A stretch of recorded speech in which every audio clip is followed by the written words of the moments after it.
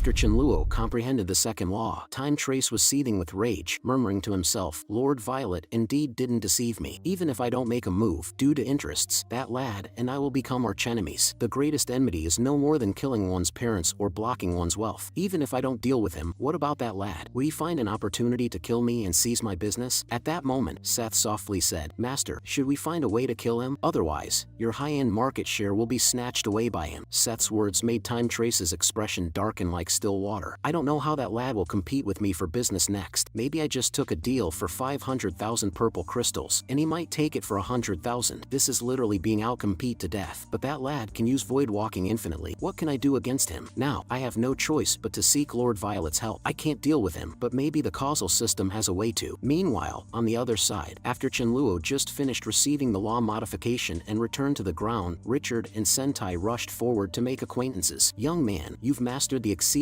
rare law of spatial teleportation. Your future is boundlessly wealthy. Saying this, Richard fiddled with his spatial ring and then took out a demigod-level crystal of the light system to give to him. Chenluo smiled and accepted the crystal. Thanks, brother. I really like this gift. Seeing this, Sentai didn't want to be outdone and immediately took out a land deed to give to Chenluo. This is a house on this planet. It's not luxurious, but it gives you a place to stay when you come here in the future. Chenluo, with a grand gesture, said, Thank you, brothers. I've just arrived and don't have much to offer. So, let me host a dinner tonight and let's all have a big meal together. During the meal, Sentai seriously warned, Young brother, the news about your mastery of the spatial teleportation law will spread quickly. You need to be wary of Time Trace. You're in the same business, and that often makes for the fiercest rivalry. Be careful of his underhanded tactics. Richard suggested, you should find a strong backer as soon as possible. Hearing this, Chenluo smiled and nodded, thinking to himself, Void walking is my biggest backer. The one who should be worried about being ambushed is him, not me. After a satisfying meal, Chenluo resumed his shopping spree and soon noticed a snakeskin bag that caught his eye. An old man approached with a smile, saying, My lord, you have a good eye. This is the treasure of our store. Chenluo curiously asked, A mere snakeskin bag is the treasure of the store? The old man, not the least bit offended, smiled and explained, This bag is crafted from the shed skin of the mother of all snakes. Its utility lies in holding living things, such as spiritual herbs and creatures, which cannot be placed in spatial rings. It's especially useful if you're worried about them escaping from your hands. With this bag, even a demigod-level being cannot escape once inside. Hearing this, Chenluo's eyes lit up. This really seems like an essential artifact for home. It's perfect for my plan to capture Seth. This snakeskin bag couldn't be more suitable. He immediately inquired about the price. The elder held up one finger. For you, a special price, 1 million purple crystals. Upon hearing the words, Chenluo was shocked and dismayed. Just for the shabby snakeskin bag? You have the nerve to ask for 1 million? I don't think you want to keep your shop open anymore. The old man was startled. Just the cost of raw materials is 750,000 purple crystals, minus the processing fee. I really didn't make much. Seeing you're a master who has just comprehended the law, I gave you this discount. Chenluo felt there might be some reason to it after hearing this, especially since the bag can contain a demigod-level being. He then inquired, Is this mother of 1,000 snakes hard to breed? The raw materials are so expensive. It's not really that. Actually, the mother of 1,000 snakes is of divine level, forced by circumstances to sell this snake skin. Chenluo immediately thought of someone upon hearing this. This mother of 1,000 snakes wouldn't happen to be the snake mother, would it? Without hesitation, he spent a hefty sum to purchase it. Then, Chenluo inquired about Seth's address, and immediately used a void walk to arrive at his home. At that moment, Seth was sitting at a table, drowning his sorrows in drink, cursing under his breath. The kid is definitely doomed. My master will never allow him to cause trouble. But just then, a snake skin bag suddenly appeared above Seth's head, capturing him with the speed of lightning. Realizing what was happening, Seth immediately began to struggle, but was knocked unconscious by Chenluo with a slap. He then took him through a long-distance void walk, arriving at a remote planet in 3 seconds. Then he released Seth and started a barrage of punches and kicks, really laying into him, muttering to himself, Taking me for a fool, ha, a proud student of Time Trace, ha, talking to me about rules, ha, my rule is the rule. In no time, Seth's screams echoed across the stars. In just 2 minutes, Seth died in such an unclear and baffling manner. Then, Chenluo excitedly rubbed his hands. Let's see how much money you have on your purple crystal card. He swiftly took Seth's spatial ring, then pulled out the purple crystal card inside. To his utter shock, the balance was only 1.3 million purple crystals. How is this possible? This guy is a space series demigod level, a master of spatial teleportation, and he has lived nearly 2,000 years for this meager wealth. Suddenly realizing something, Chenluo quickly reached into Seth's brain cavity, then extracted his demigod level crystal. Soon, he found a small bump on the crystal, which was precisely Seth's special ability space. As Chenluo fiercely squeezed it, Seth's special ability space exploded instantly. instantly, delighting Chenluo immensely. Sure enough, this guy had all his wealth in his unique space. Most of what burst out were books, along with another purple crystal card and some bottles and jars. Chenluo hurriedly picked up the purple crystal card and swiped it through the card reader. His eyes nearly popped out of his head when he saw the amount inside. My goodness, 520 million purple crystals. He also discovered a notebook of Seth's containing insights on the law, which he began to peruse. Just then, Richard and Sentai suddenly contacted Chenluo. We have a big business proposal for you. The Volsi Empire is planning to build a teleportation array. Previously, all such projects were done by Time Trace, but now you can do it too. We've recommended you to the Empire. 200,000 purple crystals per teleportation point, with a total of 10 arrays needed. That's 2 million purple crystals in total. Sentai expressed his envy. 2 million a year. I'm so envious, brother. Just nod, and this deal is yours. Upon hearing this, Chenluo fell into deep thought. He had never considered using spatial teleportation law for money-making, and the 2 million purple crystals didn't seem like much to him. So, he dismissively responded, thanks for the thought, but I have another friend to meet and really can't take on this deal. Richard, in disbelief, exclaimed, that's a deal worth 2 million a year. Do you have a mine at home or something? But Chenluo was adamant, insisting he had more important matters to attend to, and then he ended the communication. Meanwhile, after learning that Chenluo mastered spatial law, Time Trace went to find Violet. Seeing her fishing by the river, he didn't dare to disturb her and just stood quietly behind her. After a couple of minutes, Violet finally spoke in a mild tone. Time Trace, you've come again. Have you resolved the matter of the life and death enemy? Upon hearing her words, Time Trace immediately explained the situation to Violet, then fell to his knees. You must help me. The boy's growth rate is too fast. It's making me lose sleep. Violet muttered to herself. Is it karma or destiny after all? A not yet matured karma can't possibly break the prophecy I've laid down. Then it must be destiny. But suddenly, she burst into laughter, puzzling Time Trace. Without explaining, she shouted wildly. They say when destiny is absent, karma reigns supreme. Destiny stands above karma, but I don't believe it. Why should it be so? Let's have a contest. I've grown through countless hardships to reach where I am now, and your life has been good, clinging to a powerful support, avoiding many disasters. With cold eyes gazing at the calm lake in front of her, she decided to take action against Chenluo and coldly stated, don't worry, I'll make a move. Hope sparked in Time Trace as he asked, Great Violet, if you're taking action, when will he die? Violet replied indifferently, don't rush, let the bullet fly for a while. You just go back and wait. Remember, let nature take its course. Time Trace, not daring to say more, obeyed. Yes, your command. Thinking to himself, the mysterious law of karma is unpredictable, but Violet's prowess is unquestionable. Ha, Chenluo, you're definitely done for this time. However, in the next moment, Violet spat out a mouthful of old blood, which startled her. How could this be? I didn't even strike at that person of destiny, merely meddled a bit with the karma of that spatial being and suffered such severe backlash. Could that spatial being have something special? Suddenly, Violet aged decades in just a moment. Damn it, that spatial being is no less than destiny itself. But it doesn't matter. His destiny has already changed. Let's wait and see. Meanwhile, Huang Yao's butler suddenly came in. Sir, there's a young man named Chenluo looking for you outside. He says he's your friend. Hearing this, Huang Yao's spirits lifted. Please invite him in. No, wait, I'll go greet him myself. Quickly, call Little Li. Huang Yao then personally welcomed Chenluo. Just then, a burly figure approached, shouting, Father, did you call for me? Huang Yao quickly introduced them. This is your Uncle Chen. Although Huang Li appeared younger than Chenluo, he respectfully greeted Chenluo as Uncle Chen. In response, Chenluo didn't hesitate and pulled out the purple crystal card worth over 1 million as a greeting gift. Huang Li accepted it without much ado, thanking him before excitedly leaving with the card. Huang Yao then spoke gravely. I've arranged everything for the spaceship modification. You just need to find Snake Mother. She can even give you a discount. However, finding a light system expert skilled in purification is challenging. Due to your mother star's remote location, it's difficult to find someone willing to go there, regardless of the money. Chenluo understood the difficulties, lamenting that Mi Li wasn't skilled in purification, or else once she reached divine level, they wouldn't need to rely on others. At that moment, Huang Yao suggested, let me ask Snake Mother. Maybe she can find someone. He contacted Snake Mother, who immediately responded, no need to worry about finding a light system expert. I can handle it. I'll accompany Chenluo to Blue Star myself. Chenluo was overjoyed at the offer. What are we waiting for? Let's go to Snake Mother now. Huang Yao agreed, ready to set off. We can use law to fly. It'll take about 10 days to get there. Chenluo simply smiled. It won't take 10 days. Just give me the coordinates for Snake Mother. Hearing this, Huang Yao exclaimed, Brother, are you suggesting we void walk there? I'm a divine level, and that's quite a drain on your energy. Before he could finish, Chenluo revealed the spatial transfer law, startling Huang Yao. Brother, this is incredible. How have you achieved 2 laws in just a few days? Maybe I should start calling you Big Brother. Chenluo casually remarked. Actually, I'm quite surprised myself. I didn't expect to grasp the second law so easily. Huang Yao was speechless at this. Is he even speaking like a normal person? Darn it, he's showing off again. As Chenluo began began creating the spatial tunnel. Huang Yao shared some background on Snake Mother. Snake Mother's story is quite tragic. Just like Cat Star, Snake Star was known not only for its beautiful inhabitants but also as a delicacy. It wasn't until Snake Mother ascended to divinity that the fate of Snake Star changed. She's very compassionate and has worked tirelessly to earn money to nurture the snake race, hoping to produce another divine-level being to protect Snake Star. When Time Trace wanted to destroy the Blue Star, Snake Mother was the first to stand against him. So I ask you, Big Brother, please be considerate towards her. Chenluo immediately responded, of course, it seems I owe her a favor. Snake Mother sounds like someone I should get along with, especially since we'll need her help to purify the Blue Star. Quickly, he finished constructing the tunnel to Snake Star, and they arrived at the world of Snake Mother. Huang Yao, familiar with the place, led Chenluo directly to Snake Mother's lair, built atop a world tree that had reached demigod level, emanating immense energy. Huang Yao shouted, Snake Mother, we have guests. How is this possible? Even with law flying, it should take at least 10 days to half a month. It's been less than an hour. Huang Yao chuckled. The shock I felt earlier will soon be yours to experience. Just try not to be too surprised. Snake Mother was momentarily stunned before she clasped her hands together and bowed to Chenluo. Out of desperation, I troubled you, and that was wrong of me. I, Baizhen, apologize to you here. Seeing Snake Mother's sincere attitude, Chenluo quickly returned the bow. No fight, no acquaintance. Thank you, Snake Mother, for helping me protect my home planet. Once inside, Snake Mother curiously asked, you just contacted me a moment ago. How did you arrive so quickly? Did you contact me when you were already close? Huang Yao, with a proud expression, revealed, we traveled here through a spatial tunnel. My big brother has now mastered the spatial transfer law. This is his second law. Snake Mother, upon hearing this, couldn't help but express her admiration. Chenluo, you will surely master no less than 7 laws in the future. Just give me a moment, said Snake Mother before she walked into the world tree. She returned with a shining object. This is a world tree seed. Planting it on Blue Star will not only provide abundant energy but also purify all impurities. Huang Yao was shocked. You have such a treasure, and you, always so frugal, are willing to give it away at auction. This would fetch a minimum of 30 million, and it's not something you can just buy with money. Chenluo took the seed, puzzled. Can this seed purify the pollution brought by Auburn? Snake Mother shook her head. The seed alone isn't enough. I have other methods to purify the pollution. Once we're at Blue Star, you'll see. I guarantee we can completely eliminate the pollution. Chenluo didn't hesitate and immediately took out Seth's card containing over 50 million purple crystals, but Snake Mother refused to accept it. Chenluo mentally noted, I'll remember this favor. If you ever need anything from me, I will do my utmost to help. Then, with a stern face, Snake Mother ushered Huang Yao out of the room. She turned back to Chenluo with a smile. Since you're alone, I've found some juniors to take care of you. Without waiting for Chenluo's reaction, she called in 4 charming women. They are all demigod level, my very excellent juniors. Their names are Spring, Summer, Autumn, and Winter. From now on, they will serve you. You can also give them some guidance. Chenluo was quite alarmed by Snake Mother's offer, thinking to himself, this is trouble. Meili is watching everything in the space. He then firmly declined. I am not a frivolous person. After firmly dismissing the 4 ladies, Snake Mother was initially surprised. Perhaps he doesn't fancy these juniors. Well, it's normal for a talented young man to have high standards. Meanwhile, inside the space, Rice was busily sniffing a vermilion fruit, muttering about its fragrance. Suddenly, Rice sensed a thread being pulled from Chenluo, a thread that connected to someone immensely powerful. Rice recognized that someone was meddling with Chenluo's fate, leading him towards a dangerous collision with these powerful individuals, which could put Chenluo at risk. Rice smirked devilishly. A little meddling from the great Rice, and this meddler will be embarrassed. I don't need to do much, just delay things a bit. Meili is the key to breaking this situation. The next morning, Snake Mother and Huang Yao found Chenluo. Your spaceship is ready. You just need to bind your identity to it, and then you can use it as you wish. But just then, Rice started clamoring in the space, demanding to be let out. Hearing this, Chenluo furrowed his brows and said, I came here alone. Wouldn't your coming out expose the secret of the special ability space? However, Rice assured him, just let me out. Even if they know, it's fine. They are not bad people. Reluctantly, Chenluo made an excuse to leave momentarily and then released everyone from the special ability space. He quickly asked Rice if something serious was about to happen, only to receive a dismissive snort in response. It's too stuffy in there. We need to get out and breathe too. Resignedly, Chenluo led the group to Snake Mother and Huang Yao, giving them a brief introduction. This scared Snake Mother and Huang Yao quite a bit. No wonder you didn't let Spring, Summer, Autumn, and Winter serve you. You've been hiding these beauties. Where did all these beautiful women come from? Chenluo didn't explain, and Snake Mother and Huang Yao didn't pry further. Then, Chenluo said solemnly, now that the spaceship is modified, let's head back to Blue Star. But as soon as he spoke, Rice started to argue. I don't want to go back now. You must take me to the Happy Planet for a few days. I don't care. We must go to the Happy Planet right now. Chenluo was shocked and thought to himself, Rice wasn't like this before. Could it be a rebellious phase? Unable to argue with Rice, Chenluo agreed. I'll build a space tunnel now. It'll only take a couple of hours to reach Happy Planet. However, Rice refused this proposal too. I want to travel by spaceship. Do you have a problem with that? Rice muttered. Chenluo, you fool, just listen to me, or you'll be in big trouble. Though Chenluo didn't understand why Rice had changed so drastically, he agreed without hesitation, which scared Snake Mother and Huang Yao. They wondered, what's the deal with this cat-eared girl daring to talk to Chenluo like that? Then, as per Rice's demand, Chenluo boarded the spaceship and asked her, why don't you want to use the space tunnel? Is there a special reason? Rice chuckled and said, some things are better left unknown. Just listen to me. That's right. No sooner had the words been spoken than an unidentified object hurtled towards the spaceship at high speed, smashing through the window and striking Chenluo squarely in the chest. This frightened everyone aboard, who shouted in confusion about what was happening. When Snake Mother took a closer look at the object that hit Chenluo, she broke out in a cold sweat and exclaimed, your luck is unbelievable. That's Rama metal. Chenluo immediately asked, what's Rama metal? Is it valuable? Snake Mother explained, it's a very precious metal commonly used to forge armor. Right now, it's priced at 50,000 purple crystals per pound. By my estimation, this piece weighs about 4,300 pounds, valuing it roughly at 180 million. It seems like wealth has literally fallen from the sky for you. Upon hearing this, Chenluo instantly understood Rice's intention. This was why she insisted on traveling by spaceship. About 2 months later, the group finally arrived at Happy Planet. However, as soon as they landed, Rice was captivated by a newly released virtual reality game. She eagerly said, I want to play this. It says here that you can even help understand the law in the game. Hearing this, Snake Mother immediately said, understanding the law is all about cognition. If you grasp it in the game, you might be able to apply it in reality. Realizing the game could help understand the law, Chenluo decided to buy 20 Supreme Gaming Pods. Not only could everyone relax and enjoy themselves, but they could also enhance their abilities. Why not? Then, the group moved the purchased gaming pods to the hotel. As Chenluo sat in the gaming pod, his consciousness was instantly transported to a virtual world. Entering the game, he felt like he had arrived in a whole new realm and thought to himself, let's try void walking first and see how it compares to reality. Just as he was about to execute his move, a system prompt suddenly popped up. You have not learned this skill yet. Please purchase the skill book to learn it. Chenluo had no choice but to open the recharge interface and bought all the space-related skill books. Then, Chenluo began his frenzied venture into the void. In just 1 month, his progress in void walking has increased by 7%, but further advancement became extremely difficult. Thus, he turned to comprehend other laws, entering deeply into the spatial dimensions to perceive. Chenluo sensed that there are a total of 8 types of spatial abilities, or 8 branches of law, each with its own capabilities and strengths. These included teleportation, transmission, and space manipulation for functionality, bias towards physical defense, and bias towards magical defense for protection, and dimension, annihilation, and penetration for offense. Chenluo had mastered a bit of each, but apart from teleportation and transmission, he was not proficient in the others. What he lacked now was offensive power, so he decided to start comprehending from the dimension aspect, which he was relatively good at. Meanwhile, others had logged out of the game. Thunder King remarked, this game is really good, much better than meditating in boredom. However, Rice became the first player in the game to die 1,000 times, which infuriated her. She exclaimed, nothing that some more money can't solve. If there is, then you're just not spending enough. At this moment, Chenluo encountered another problem in his comprehension. Grasping the offensive laws was indeed challenging for him. Just then, a strange force suddenly invaded his spiritual world. He thought he would gain some insights, but it turned out to be Rice calling him to hurry out. Chenluo thought something urgent had happened, so he quickly exited the game. To his surprise, Rice immediately asked him to lend her purple crystals, insisting on spending more in the game. Reluctantly, Chenluo handed over Seth's purple crystal card to Rice, then suggested, let's set off back to Blue Star now. Anyway, it's several months' journey, and everyone can spend more time comprehending in the game during the trip. At this moment, Meili was engrossed in a book. Chenluo hurriedly approached and asked, what are you reading? Upon hearing this, Meili replied, you've come at the right time. Take a look at this. It's about something called Great God Certification. I think it will definitely help you. It's said that once the comprehension of a particular branch law reaches 100%, you'll receive a Great God Certification from the respective law. The transformation it brings is far greater than the rewards of advancing to divine level. Upon hearing these words, Chenluo felt a jolt in his heart. So, when I comprehend void walking to 100%, I can obtain this Great God Certification, he pondered. With that thought, Chenluo immediately declared, then, I will go and perceive the law now. I must obtain this Great God Certification as soon as possible. Without delay, he returned to his room to start his comprehension, only to find that advancing in void walking became more difficult, not making any further progress. On the contrary, he inadvertently gained insights into spatial defense, which greatly annoyed him. Void walking is the best defense, he thought. However, just then, Huang Yao and Snake Mother suddenly rushed in, shouting, Chenluo, you must check outside the spaceship right away. Another law has arrived. Hearing this, Chenluo was shocked and alarmed. Could it be that Thunder King has ascended to demigod level and became a deity right where he was? But before he could finish, a beam of light shot directly towards Chenluo. Although for others, law is a coveted thing, Chenluo looked disdainful, murmuring to himself, I thought it was the great god certification coming, but what is this trivial thing? If it's going to come at me, at least make it an attack law. Huang Yao, already terrified, fell to his knees with a thump, crying out, monster, my big brother is truly a monster. Snake Mother was also trembling uncontrollably, thinking to herself, the first time I met him, he was at the sovereign level. It hasn't even been a year, and he has already comprehended 3 laws. Is this guy even human? Chenluo, modified by the law and looking utterly despondent, muttered, I don't want to admit that all my points have been invested in surviving. As Chenluo had only understood 31% of spatial defense, the transformation by this law lasted only 10 minutes before it ended. Lying on the couch, Chenluo let out a heavy sigh. At this moment, Huang Yao, puzzled, asked, isn't comprehending the 3rd law a huge cause for celebration? Why do you seem unhappy about it? Upon hearing this, Chenluo shook his head. You know the laws I have comprehended, teleportation, transference, and the defense one just now. Not a single attack law among them. While it's true that I now have 3 laws, it's difficult to even think of killing a divine level with 1 law. I might just be the lousiest 3-law person there is. At these words, Huang Yao immediately collapsed to the ground, while Snake Mother shouted, are those even human words? I wish to become the weakest 3-law divine level too, but the laws don't heed my call. You're really showing off here, and I give you full marks for it. 2 months later, Chenluo and his group finally returned to Blue Star. This time, Chenluo planned to lay low for a few decades before venturing out again once he achieved godhood in the time domain. He then asked Snake Mother how to purify the pollution. Upon hearing this, Snake Mother reassured him, don't worry, although my method isn't exactly purification, it has a similar effect. Let's get started now. She then transformed into a snow-white serpent and opened her massive mouth, unleashing a powerful suction force that began to draw in the fragmented dark laws, which were absorbed into her mouth like dust. A look of pain appeared on Snake Mother's face, alarming Chenluo, who quickly asked Huang Yao, what's happening to Snake Mother? Is she in danger? Huang Yao replied with a bitter smile and a shake of his head, it won't threaten Snake Mother's life, but dark laws are not something trifling. As a result, Snake Mother won't be able to comprehend any new laws for the next few hundred years until she fully digests this dark curse. I didn't expect Snake Mother to go to such lengths for you. Hearing this, Chenluo heaved a long sigh. I owe you one for this. First, you helped me save my home planet, and now you've devoured the dark laws for me. Your friendship is something I deeply value. Meanwhile, elsewhere, Time Trace received thrilling news. The 3rd Prince of the Volsci Empire had announced a purchase, offering 2 billion purple crystals for a time system crystal. Additionally, the seller would be granted a hereditary earldom in the empire, along with a 20,000-year lifespan grass as a reward. Time Trace was overjoyed, knowing there had been a time system presence on Blue Star. Although it hadn't been found in their last search, he was certain Chenluo knew about it. All I need to do is inform the 3rd Prince. He will naturally come looking for it. When that happens, how will you deal with it? I might not be able to handle you, but the 3rd Prince, with 6 laws, is not someone you can contend with. Is this the power of karma? Lord Violet is awesome. With that in mind, Time Trace quickly set up a tunnel to the Volsci Empire and informed the Prince of the Time System Crystal. The 3rd Prince's eyes lit up upon hearing this. Are you saying this Chenluo knows of the Time System Crystal? Time Trace affirmed, absolutely. There's a native on Blue Star who has mastered time stop, and that's one of his subordinates. Upon hearing this, the 3rd Prince declared, if the information you provide leads me to the Time System Crystal, you will certainly be rewarded. After Time Trace left, the 3rd Prince muttered to himself, had Time Trace not said it himself, I would hardly believe someone could acquire 2 laws in 5 years. You better be sensible. I'm curious to see just how far you'll go and whether you're truly more talented than I am. Following the information provided by Time Trace, the 3rd Prince issued an order. If Chenluo is seen within any planet governed by the Volsci Empire, he is to be brought to me. Additionally, send 2 divine-level individuals from the Empire to Blue Star to see if they can find him. Meanwhile, Snake Mother finally finished clearing all the pollution for Chenluo. She hoped silently, I hope this young man remembers my kindness and protects my offspring after my life ends. Then, she gave Chenluo the World Tree Seed, along with cultivation methods and several notes written on paper. Now that the matter is resolved, I must return to oversee my children's training. We shall meet again, Snake Mother solemnly stated. Huang Yao also expressed his need to leave. I have to go back and find a match for my daughter. I can't stay with you, brother. By the way, have you considered my daughter? Chenluo immediately declined Huang Yao's offer and expressed his gratitude, emphasizing that since they all had important matters to attend to, he wouldn't hold them back. At that moment, Rice came over and whispered, Chenluo, come with me. She then stressed, we need to leave. Surprised, Chenluo asked, why leave? I was planning to go into seclusion here on Blue Star. Rice gravely informed him, someone is looking for you. You can't hide anymore. At this, Chenluo's face darkened. Who is looking for me? Is it Time Trace again? Rice shook her head. All I know is that it's a very powerful divine-level individual, and he already knows the coordinates of Blue Star. We can't stay here any longer. I sense someone powerful orchestrating this, intent on bringing you harm. Now, you have two choices. Either we leave now and find somewhere else to lay low and grow, or we face the situation head-on. While the latter has risks, it also has significant benefits. I can hide Blue Star from fate for about 100 years, but after that, I won't be able to use this method again immediately. Blue Star will still be very dangerous then. Therefore, you need to become stronger within these 100 years to protect your home. Upon hearing this, Chenluo immediately responded, then why don't you just hide the Blue Star now? We can stay hidden here without going anywhere. However, Rice replied, we can only leave temporarily. With my current ability, I can't hide a planet that contains a divine-level entity. My suggestion is to enter the fray. This will be greatly beneficial to you. I used to sense some advantages, but I've suddenly realized it's getting harder to sense your fate. Hearing this, Chenluo's bladder shivered, nearly terrifying him. Does that mean you won't be able to warn me in the future? Rice spoke indifferently. I just can't sense it clearly. I can still detect if you're in danger. Relieved, Chenluo sighed. That's good. Then I'll follow your advice and choose to enter the fray. Watching Chenluo's retreating figure, Rice mused to herself. Fate is constantly changing. I didn't expect him to comprehend the third law so quickly, surpassing fate. He's become someone I can't grasp. Fortunately, things are progressing in a better direction. Chenluo couldn't understand why people kept troubling him at Blue Star repeatedly. First, it was Time Trace. Now, another mastermind appeared. He wondered if the person behind Time Trace, as Huang Yao mentioned before, was the same as this new adversary. Pondering, he asked Snake Mother and Huang Yao, who was behind Time Trace? Hearing this, Snake Mother and Huang Yao exchanged a look and then gravely said, we indeed know the answer to this question, but we really can't reveal it. If we do, we'll be in big trouble. You don't need to look for this person's identity. She isn't intentionally causing you trouble. After striking once, she won't attack you again unless you provoke her. Huang Yao added, I don't mean to underestimate you, brother, but even if you have comprehended all the spatial laws, it's best not to seek her out. It's better to pretend you don't know. Just then, the demon tree suddenly came running over, shouting loudly, Chenluo, you heartless man, how long has it been since you fed me? But as soon as the words left its mouth, the demon tree sensed the presence of the world tree. The bloodline suppression immediately filled it with overwhelming fear. Hearing this, Chenluo retorted sharply, how am I heartless? Haven't I fed you enough corpses? Upon hearing this, Huang Yao also quickly declared his loyalty, shouting, who the hell are you cursing? Try saying that again. The demon tree, feeling slighted, pointed at the seat of the world tree on the ground and cursed, what is this if not heartlessness? You found a new love and tossed me aside. Your old love, right? Chenluo remained unfazed. We were in a partnership. Now that it's over, get lost. This response infuriated the demon tree, who retorted, fine, you heartless wretch. Burning bridges after crossing, is it? I'll fight you. And with that, it launched its ultimate move, giant vine entanglement. But as the vines were about to bind him, Chenluo swung his hand, and a dimensional blade instantly split the demon tree in two. He muttered to himself, good riddance to this troublemaker, lest it attacks humans when I'm not around Blue Star. Previously, Chenluo was forced to leave due to the threat from Time Trace, taking all his members with him away from their homeland. But this time, without such dangers, he didn't take everyone with him. After bidding farewell, he once again visited the trading planet he'd been to before. The previously purchased swine beasts and some delicious creatures were mutated upon being transported to Blue Star. So, he wants to buy another batch to send back to Sudaju and the others. As he strolled the streets, he noticed a video playing on a screen atop a shop. The Empire was offering 2 billion purple crystals for a time crystal, promising the title of hereditary Earl and a longevity grass to the seller. Shocked, Chenluo exclaimed, time crystals are worth that much? 2 billion? I've never seen so much money in my life. Just then, Sentai contacted him. Surprised, Chenluo quickly asked, how did you know I was here? Upon hearing this, Sentai smiled slightly and said, little brother, wait right there for us. Richard and I will be there soon. We've got something good for you. Shortly after, the two arrived in front of Chenluo. Richard spoke with a smile. Little brother, the third prince has summoned you. I'll give you the coordinates. You can teleport over there. Chenluo, curious, immediately asked, who is this third prince, and what does he want with me? Sentai replied, we've just received the order ourselves and don't know the specifics. It should be something good. Perhaps the third prince is interested in your teleportation abilities. Otherwise, he wouldn't have invited you so courteously. Upon hearing this, Chenluo fell into deep thought. Rice mentioned a powerful divine-level entity looking for me. It's very likely this third prince. He quickly inquired about the third prince's background from the two. They were quite forthcoming and shared all they knew. The third prince is a divine-level entity with 6 laws of the Fire series and is the most talented member of the Volsi Empire's royal family. He is very likely the next ruler. Hearing this, Chenluo solemnly said, since you both put it this way, I'll meet this third prince. He then teleported to the planet where the third prince was located using the coordinates provided by Richard. Upon arrival, a servant immediately approached him courteously and said, you must be Chenluo. The third prince has been waiting for you for a long time. Chenluo was then ushered into the grand hall, where the third prince wasted no time in instructing his servants to brew a cup of enlightenment tea for Chenluo. This tea greatly aids in comprehending laws. I usually don't partake in it myself, but for Brother Chen's visit, of course, I must offer my best hospitality. Actually, I've invited you here because I need a favor. I've heard you possess a time crystal, and I wonder if you might part with it. Chenluo was initially taken aback, thinking to himself that this must be about Jiang Chuxue